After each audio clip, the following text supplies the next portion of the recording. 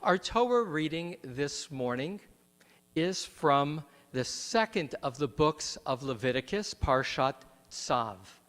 Last Shabbat, the first 5 chapters of Leviticus described the different kinds of offerings that people would bring, offerings that in many ways are parallel to our prayers.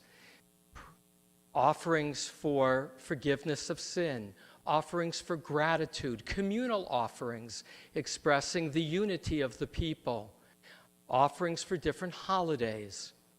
In Parshat Tzav, you can hear the word Tzav is the middle part of mitzvah.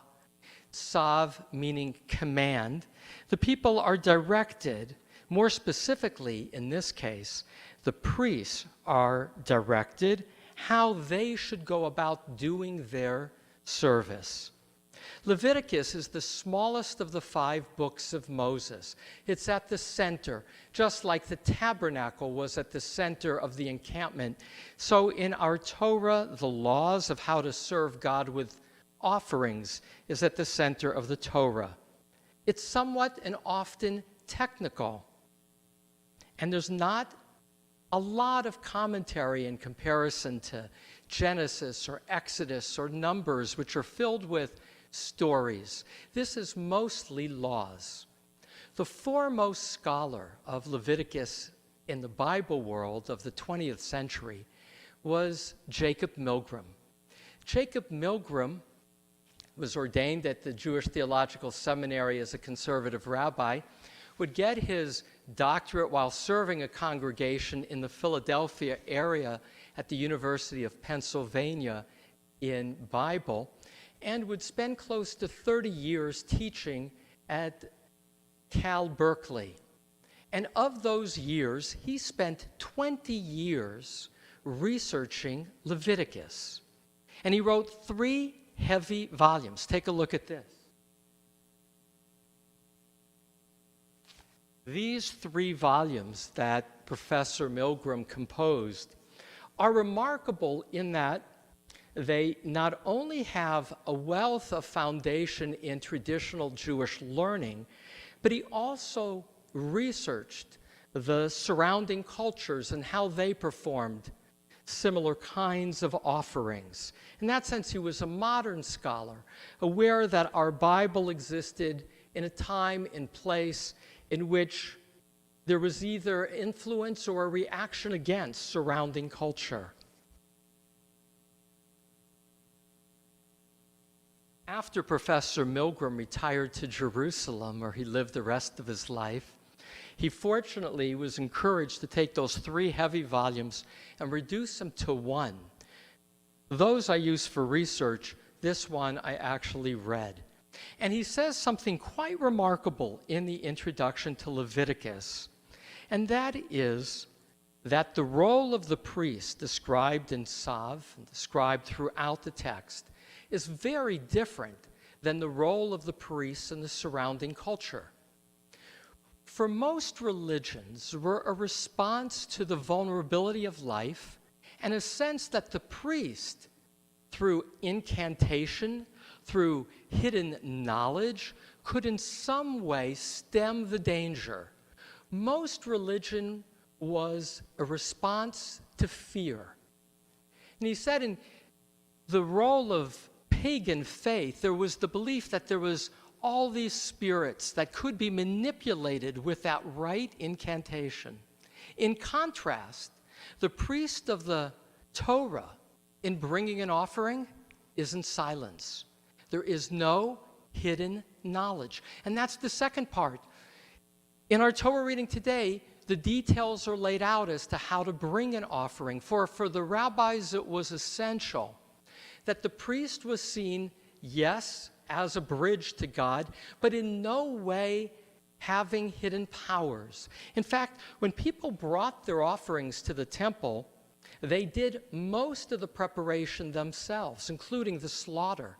It was only the placing of the offering onto the altar when the priest took over. It was a partnership between the person bringing the offering and the priest. And here's the third thing that's remarkable, and that is, in that ancient world, gifts were given to feed the gods, to win over the gods' favor. But here, none of the offerings were done in the tabernacle. They weren't offerings of food brought to the god, as it was true for the pagans. All the offerings on the altar, the Mizbeach, were done in the courtyard publicly, which was to say this was a ritual of communal offering, of gathering, of elevation, but not a feeding God who didn't depend on us for food. And last, the impurity and purity of the tabernacle itself in pagan religion was due to evil spirits. And that was the role of the priest, to get rid of those evil spirits. In contrast, the impurity of the tabernacle was because of people having acted in ways that brought impurity, either through immoral acts, and so the prophets will chastise the people, saying, you pollute the temple, or because of not following the ritual. But it was another expression of the empowerment of the Israelite in terms of how the role of the priest in this week's Parsha, Tzav, is described. I had the privilege to go for a walk with Jacob Milgram more than once, and I once said to him, 20 years on Leviticus, why did you spend that much time? What was that interesting about Leviticus for you? And he said, what I grew to understand, really at the outset, which is what drew me more and more inward, is that the rituals described were vessels for values. And values are more than an idea. You know, an idea you kind of know, you check it off.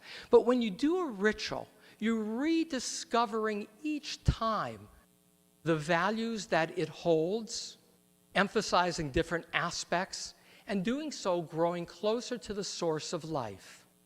And so for me to understand the architecture of a ritual was to understand more both the nature of the values it was intended to hold and to be able to understand those values more clearly. Which brings me to our Haftorah, and that is the prophet Malachi.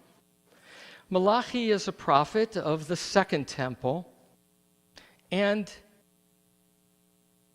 he describes a future time, a time of judgment in which there will be greatness and fear. We describe this Shabbat as Shabbat HaGadol, the great Shabbat, the Shabbat before Passover, because that's the word that the prophet Malachi uses for that future time.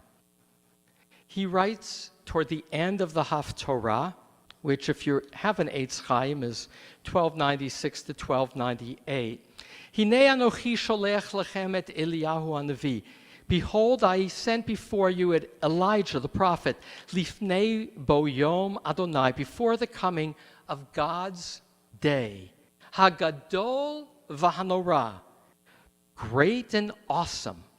Veheshiv lev avot al banim v'lev banim al votam, and then there will be the returning of the hearts, the minds of parents to their children, and the hearts and minds of children to their parents. Pein avo, then I will come. Vihikiti et haaretz cherem, and I will strike the earth with utter destruction. And because the rabbis don't like to end on a negative note, I will destroy the world, so they repeat the line before, behold, I'm sending you, Elijah the prophet, before that great and awesome day. And so here's what I find remarkable. As we prepare for Passover, Wednesday night, as we, on this Shabbat HaGadol, anticipate liberation from Egypt, our Haftorah directs us to look not only to the past, but primarily to the future. That is the lesson of the Seder that we will celebrate. If God, as we experience slavery on Seder night, if God could take us out then from slavery, We have reason to believe looking forward in a better tomorrow wherever we are now.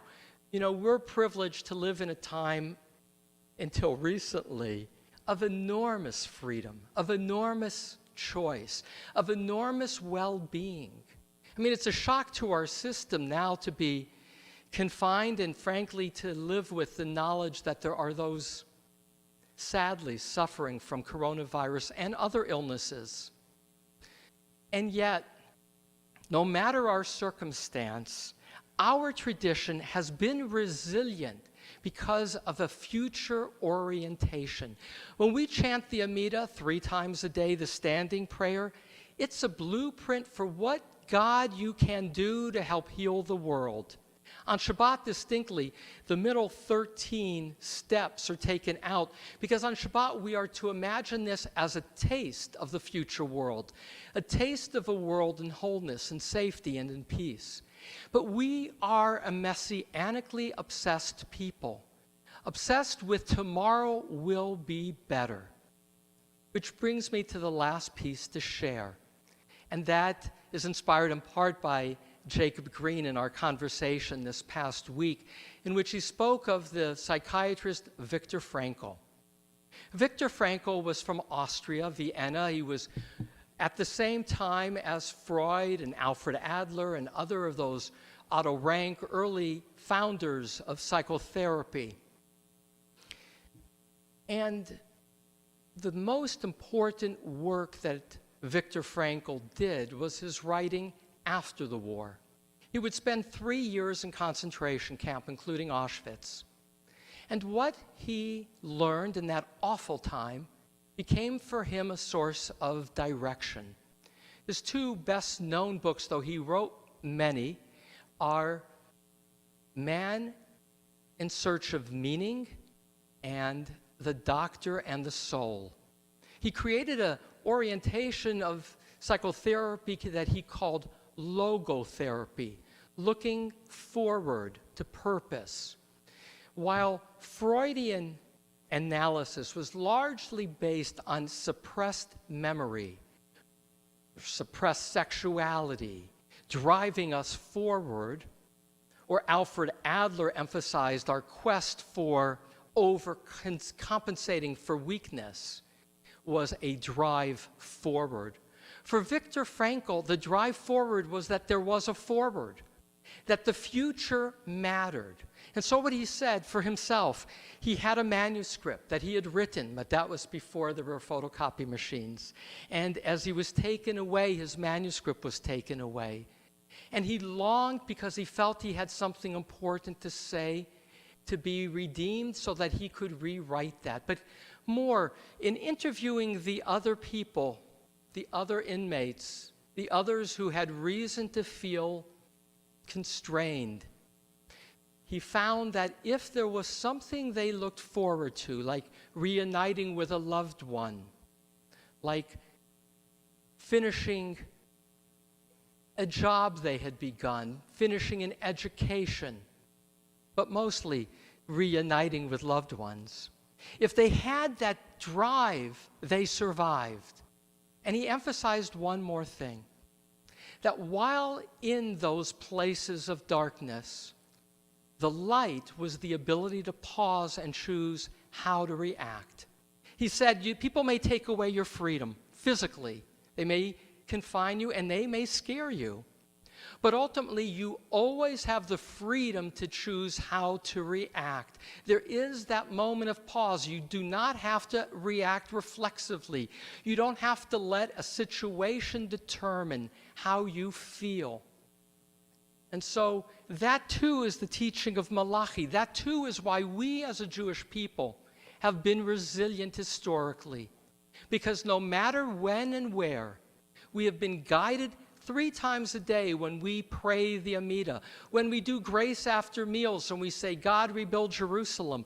We are a people obsessed with a better tomorrow. And it's the faith and the longing and the will to be part of the shaping of that better tomorrow that has allowed us to take from darkness light and then to experience light amidst darkness. Ribono Shalom, Master of the universe, Parshat Tzav is a reminder that there are duties in life, responsibilities, and that in doing those duties, there's a quality of freedom, of knowing what is expected of us. The prophet Malachi says that those duties and responsibilities lead to rewards and punishments, but that ultimately we are God's partners, and how we get along with our families matters for creating the conditions of a better tomorrow. How we get along with our neighbors matter in terms of seeing in our neighbors a friend and a responsibility to care. May we each find in our prayers, may we find in our reaching out to you hope that we are indeed empowered to be your partner to fashion a better world. May science be an answer to our prayers. May kindness be an answer to our prayers. May we look forward with hope. Amen.